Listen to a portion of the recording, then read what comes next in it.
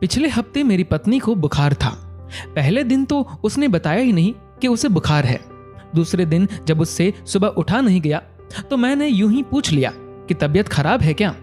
उसने कहा कि नहीं, तबीयत खराब तो नहीं है, हाँ थोड़ी थकावट है। मैं चुपचाप अखबार पढ़ने में व्यस्त हो गया। उस दिन वो जरा देर से जगी और फटाफट उसने मेरे लिए चाय बनाई, बिस्किट दिए और मैं अखबार पढ़ते पढ़ते चाय पीता रहा। मुझे पता लग चुका था कि उसे थोड़ा बुखार है और ये बात मैंने उसे छू कर समझ भी ली थी। खैर, मैं यही सोचता रहा कि मामूली बुखार है, शाम तक ठीक हो जाएगा। उसने थोड़े बुखार में ही मेरे लिए नाश्ता तैयार किया। नाश्ता करते हुए मैंने उसे बताया कि आज खाना बाहर है, इसलिए तुम खाना मत बनाना। उसने धीरे से कहा कि अरे ऐसी कोई बात नहीं, खाना तो बना दूंगी। लेकिन मैंने कहा कि नहीं नहीं, दफ्तर की कोई मीटिंग है, उसके बाद खाना बाहर ही है। फिर मैं तैयार होकर निकल गया। मैं पुरुष हूँ, पुरुष मजबूत दिल के होते हैं। ऐसी मामूली बीमारी से पुरुष विचलित नहीं होते। मैं दफ्तर चला गया। फिर अपनी मीटिंग में मुझे ध्यान भी नहीं रहा कि पत्नी की तबीयत सुबह ठीक नहीं थी। खैर, शाम को घर आया तो वो लेटी हुई थी।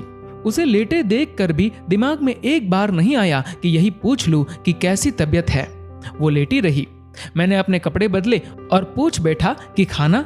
पत्नी ने मेरी ओर देखा और लेटे लेटे उसने कहा कि अभी उठती हूँ, बस अब ठीक हूँ।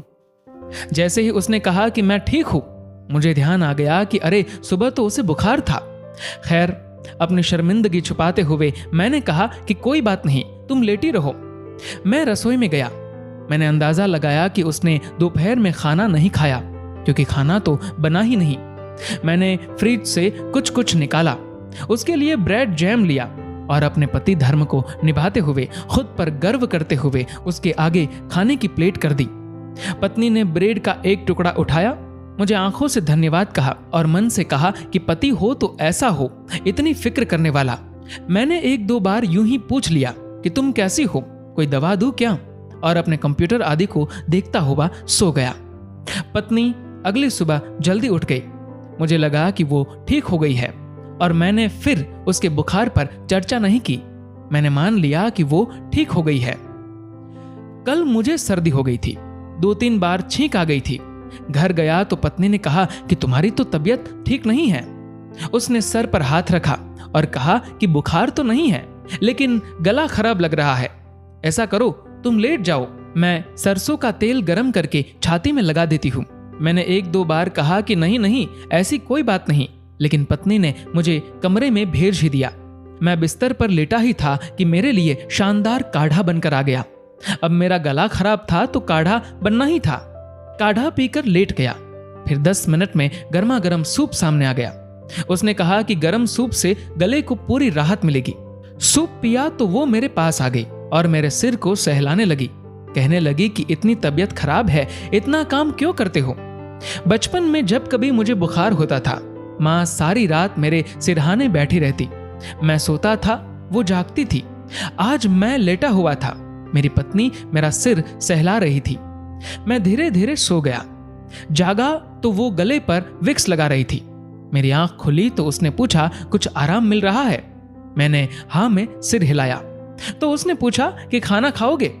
मुझे भूख लगी थी। मैंने कहा हाँ। उसने फटाफट रोटी, सब्जी, दाल, चटनी, सलाद मेरे सामने परोस दिए और आधा लेटे लेटे मेरे मुंह में कौर डालती रही। मैंने चुपचाप खाना खाया और लेट गया। पत्नी ने मुझे अपने हाथों से खिलाकर खुद को खुश महसूस किया और रसोई में चली गई। मैं चुपचाप लेटा रहा, सोचता रहा कि पुरुष भी कैसे होते हैं। कुछ दिन पहले मेरी पत्नी बीमार थी। मैंने कुछ नहीं किया था और तो और एक फोन करके उसका हाल भी नहीं पूछा। उसने पूरे दिन कुछ नहीं खाया था, लेकिन मैंने उसे ब्रेड परोसकर खुद को गौरवान्वित महसूस कर रहा था। मैंने ये देखने की कोशिश भी नहीं की कि उसे वाकई कितना बुखार था। मैंने ऐसा कुछ नहीं किया कि उसे लगे कि बीमारी में वो अकेली नहीं, लेकिन मुझे सिर्फ जरा सी सर्दी हुई थी और वो मेरी माँ बन गई थी। मैं सोचता रहा कि क्या सचमुच महिलाओं को भगवान एक अलग दिल देते हैं। महिलाओं में जो करुणा और ममता होती है वो पुरुषों में नहीं होती क्या। सोचता रहा।